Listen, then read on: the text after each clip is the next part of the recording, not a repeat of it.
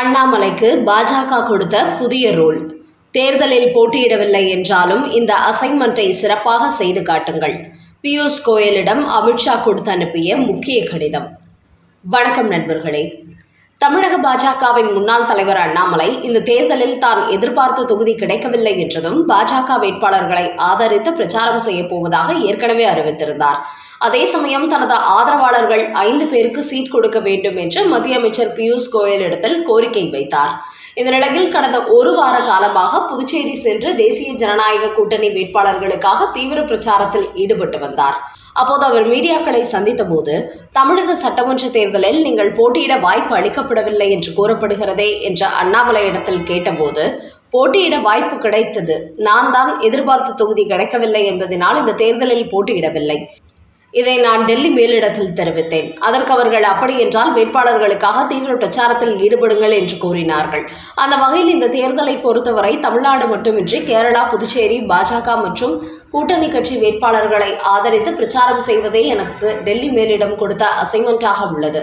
புதுச்சேரி, கேரளாவில் ஏப்ரல் 7ஆம் தேதி வரை பிரச்சாரம் செய்துவிட்டு அதன் பிறகு தமிழ்நாட்டில் தீவிர பிரச்சாரத்தில் ஈடுபடுவேன். பாஜக வேட்பாளர்கள் மட்டுமின்றி தேசிய ஜனநாயக கூட்டணியில் இடம்பெற்றுள்ள அனைத்து கட்சி வேட்பாளர்களை ஆதரித்தும் பிரச்சாரம் செய்ய போகிறேன்.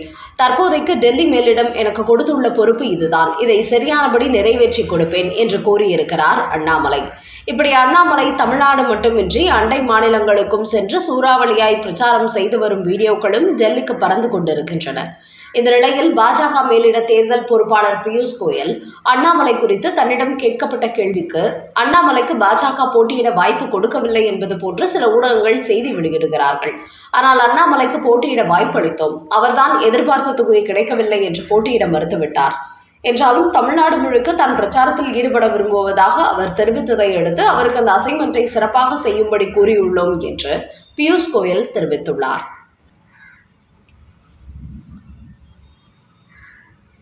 அடுத்த செய்தி. அண்ணாமலை பிரச்சாரம் செய்யாமல் அதிமுக வெற்றி பெற முடியாது. எடப்பாடிக்கு ஷாக்கிங் நியூஸ் கொடுத்த வேட்பாளர்கள். 2026 சட்டமன்ற தேர்தலை எதிர்கொள்ள தேசிய ஜனநாயக கூட்டணி கட்சிகள் தயாரிக்கும் நிலையில் எடப்பாடி பழனிசாமியை பொறுத்தவரை தான் ஒத்த ஆளாக நின்று பிரச்சாரம் செய்து ஒட்டுமொத்த தமிழக மக்களின் ஓட்டுகளை சேகரித்து விடலாம் என்று செயல்பட்டு கொண்டிருக்கிறார். ஆனால் இந்த நேரத்தில் சில முக்கிய தொகுதிகளில் உள்ள அதிமுக வேட்பாளர்கள் கண்டிப்பாக எங்களை ஆதரித்து பாஜகவின் அண்ணாமலையும் பிரச்சாரம் செய்ய வேண்டும், அப்போதுதான் நாங்கள் இங்கு வெற்றி பெறுவதற்கு சாத்தியம் உள்ளது என்று எடப்பாடி பழனிசாமிக்கு ஒரு செய்தி அனுப்பியுள்ளார்கள். அதற்கு அதிமுகவினர், நம்மை பொறுத்தவரை எல்லாமே எடப்பாடி பழனிசாமி தான், அவரது பிரச்சாரத்தை விடவா இன்னொருவர் பிரச்சாரம் செய்து நமக்கு ஓட்டுகளை அறுவடை செய்துவிட முடியும் என்று கூறியுள்ளார்கள். அதற்கு அந்த வேட்பாளர்களோ, அதிமுக ஓட்டுகளை வேண்டுமானால் எடப்பாடி பழனிசாமி பிரச்சாரம் செய்து இழுத்து விடலாம், ஆனால் பாஜகவின் ஓட்டுகள் அதிகமாக உள்ள பகுதிகளில் அண்ணாமலை வந்து பிரச்சாரம் செய்ய வேண்டும், அப்போதுதான் அந்த மக்கள் அதிமுகவுக்கு வாக்களிப்பார்கள். அதனால் பாஜகவுக்கு செல்வாக்குள்ள தொகுதிகளில் அண்ணாமலையை கண்டிப்பாக பிரச்சாரம் செய்ய அழைக்க வேண்டும் என்று கூறியுள்ளார்கள்.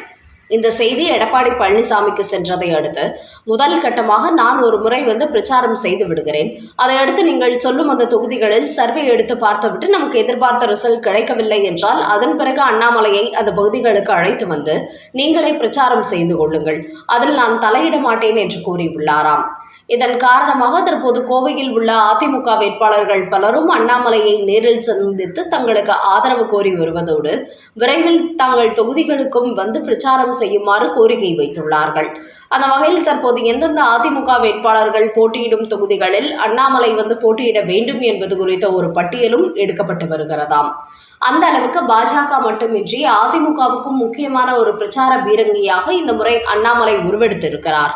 மேலும் இந்த சட்டமன்ற தேர்தலை பொறுத்தவரை பாஜகவுக்கு இரட்டை இலக்க தொகுதியில் வெற்றி கிடைப்பதற்கு வாய்ப்புள்ளது என்றாலும் பல தொகுதிகளில் வேட்பாளர்கள் போராட வேண்டிய நிலையும் ஏற்பட்டுள்ளது. அதன் காரணமாகவே அதுபோன்ற தொகுதிகளில் ஒரு முறைக்கு 2 முறை தீவிரமான பிரச்சாரங்களில் ஈடுபட அண்ணாமலை திட்டமிட்டிருப்பதாக பாஜக வட்டாரங்களில் கூறுகிறார்கள். குறிப்பாக இந்த முறை பாஜகவுக்கு வெற்றி கிடைக்கக்கூடிய பல தொகுதிகளை அதிமுக தங்கள் பக்கம் திருப்பிவிட்டதால் அது குறித்து ஏற்கனவே பியூஷ் கோயலிடத்தில் குற்றச்சாட்டு வைக்கப்பட்டுள்ளது. அதாவது பாஜகவுக்கு கொடுக்கப்பட்ட 27 தொகுதிகள் விவகாரத்தில் அந்த தொகுதிகளின் தரவுகள் குறித்து அமித்ஷா இடத்தில் நைனா நாகேந்திரனும் எல்முருகனும் சரியான ரிப்போர்ட் கொடுத்தார்களா, இல்லை அவர் இவர்கள் 2 பேரையும் முழுமையாக நம்பி எல்லாவற்றையும் நீங்களே பார்த்துக் கொள்ளுங்கள் என்று விட்டுவிட்டாரா என்கிற சந்தேகம் அண்ணாமலை உள்ளிட்ட பாஜகவினர் அனைவருக்கும் எழுந்திருக்கிறது. அதனால்தான் பியூஷ் கோயல் இடத்தில் இந்த 27 தொகுதிகளில் எத்தனை தொகுதிகளில் பாஜகவுக்கு வெற்றி கிடைக்கும், எத்தனை தொகுதிகள் ஏமாற்ற வாய்ப்பு இருக்கிறது என்பது குறித்த ஒரு பட்டியலையும் அண்ணாமலை கொடுத்து விட்டாராம்.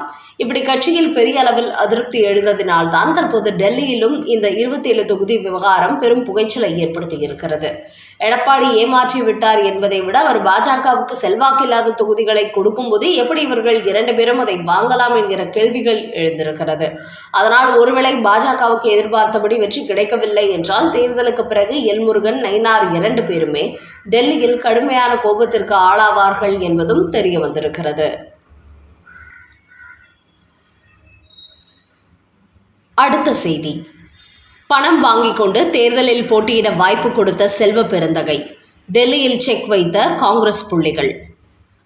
கடந்த 2 ஆண்டுகளாக காங்கிரஸ் கட்சியில் மாநில தலைவராக இருந்து வரும் செல்வ பெருந்தகை ஸ்ரீபெரும்புதூர் தொகுதியின் சிட்டிங் எம்எல்ஏவாக உள்ளார். மீண்டும் அதே தொகுதியில் போட்டியிடப் போகிறார். இந்த முறை காங்கிரஸ் கட்சி 28 தொகுதிகளில் போட்டியிடும் நிலையில் சீனியர் புள்ளிகளுக்கு வாய்ப்பு கொடுக்காமல் தனக்கு வேண்டப்பட்ட புதிய நபர்களிடத்தில் பணம் வாங்கிக் கொண்டு தேர்தலில் போட்டியிட வாய்ப்பு கொடுத்திருப்பதால் காங்கிரஸ் கட்சிக்குள் பெரும் மோதல் வெடித்துள்ளது. இதுகுறித்த புகார்களும் ஆதாரத்துடன் டெல்லி மேலிடத்துக்கு பறந்துள்ளதாம். அதனால் வசமாக சிக்கிக் கொண்டுள்ளார் செல்வ பெருந்தகை. இந்த நிலையில் நேற்று அவர் அளித்துள்ள ஒரு பேட்டியில், காங்கிரஸ் தலைவராக பதவியேற்று 2 ஆண்டுகளாக கட்சிக்காக கடுமையாக உழைத்து வருகிறேன் என்றாலும் நான் எம்எல்ஏவாக தேர்வு செய்யப்பட்ட ஸ்ரீபெரும்புதூர் தொகுதியில் என்னால் அதிக நேரத்தை செலவு செய்ய முடியவில்லை. அதனால் இந்த தேர்தலுக்கு பிறகு தலைவர் பதவியை ராஜினாமா செய்துவிட்டு ஸ்ரீபெரும்புதூர் எம்எல்ஏவாக அந்த தொகுதி மக்களுக்காக முழு நேரமும் உழைக்கப் போகிறேன் என்று தெரிவித்திருக்கிறார் செல்வ பெருந்தகை. ஆனால் காங்கிரஸ் கட்சி வட்டாரங்களில் இவர் மீது டெல்லிக்கு பல புகார்கள் சென்று விட்டதோடு தேர்தலில் போட்டியிட பணம் வாங்கியதையும் ஆதாரங்களுடன் நிரூபித்து விட்டதால் கண்டிப்பாக தேர்தலுக்கு பிறகு செல்வ பெருந்தகை காங்கிரஸ் மாநில தலைவர் பொறுப்பிலிருந்து ராகுல் காந்தி நீக்கிவிடுவார். அதனால்தான் தானாகவே தலைவர் பதவியிலிருந்து விலகுவது போன்று அவர் முன்கூட்டியே அறிவித்து விட்டார் என்று காங்கிரஸ் வட்டாரங்களில் கூறுகிறார்கள். 2026 வெற்றி பெறப்போவது யார்? சர்வே முடிவுகள் சொல்வது என்ன? தமிழக அரசியலை பொறுத்தவரைக்கும் அதிமுக கூட்டணி, திமுக கூட்டணி என்றுதான் இதுவரைக்கும் போட்டி நிலை நீடித்து வந்தது. ஆனா இந்த தேர்தலில் 4 முனை 5 முனை வென்று போட்டி அதிகரிச்சிருக்கு. இதையடுத்து வெளியாகியுள்ள கருத்து கணிப்புகள் மீண்டும் திமுகவை ஆட்சிக்கு வருவதற்கு அதிக வாய்ப்பு இருப்பதா தெரிவிச்சிட்டு வராங்க. அதுக்கு என்ன காரணம் என்று கேட்டால், திமுகவுக்கு எதிரான வாக்குகள் அதிமுகவுக்கு எதிரான வாக்குகள் என்பதால் இதுவரைக்கும் தமிழ்நாட்டில் ஒட்டுமொத்த ஓட்டுகளும் 2 பக்கமும் பிரிந்து வந்தது. ஆனா இப்போது பார்த்தா திமுகவுக்கு எதிரான ஓட்டுகள் 3 பக்கம் பிரியுது. அதிமுக பாஜக கூட்டணி, விஜய் கூட்டணி, சீமான் கூட்டணி என 3 பக்கம் திமுகவின் எதிர்ப்பு ஓட்டுகள் பிரிவது திமுகவுக்கு சாதகமான சூழலை உருவாக்கி இருப்பதால் சர்வே முடிவுகளில் தெரிவிச்சிருக்காங்க. இதனாலதான் மு.க. ஸ்டாலின் உற்சாகத்தில் இருக்கிறாராம். நமக்கான எதிரி தமிழக அரசியல் வட்டாரங்களில் அதிகரிக்க அதிகரிக்க எதிர்ப்பு ஓட்டுகள் சிதறி நமக்கான வெற்றி உறுதியாகிவிடும் என்று அவர் பெரிய அளவில் நம்பிக்கையில் இருக்கிறாராம். என்றாலும் கூட நடிகர் விஜய் கிறிஸ்தவ முஸ்லிம் ஓட்டுகளை பெருவாரியாக பிரிப்பது மட்டும்தான் ஸ்டாலின் தலைமைக்கு சிக்கலை ஏற்படுத்தியுள்ளதா. அதனால இதுவரைக்கும் இல்லாத அளவுக்கு கிறிஸ்தவ மிஷனரி மற்றும் இஸ்லாமிய அமைப்புகளை நேரில் சந்தித்து பெரிய அளவில் டீல் போட்டு அந்த ஓட்டுகளை விஜய் பக்கம் செல்ல விடாமல் தடுத்து நிறுத்துமாறு திமுகவோட முக்கிய அமைச்சர்களுக்கு மு.க. ஸ்டாலின் ஒரு உத்தரவு போட்டுள்ளாராம்.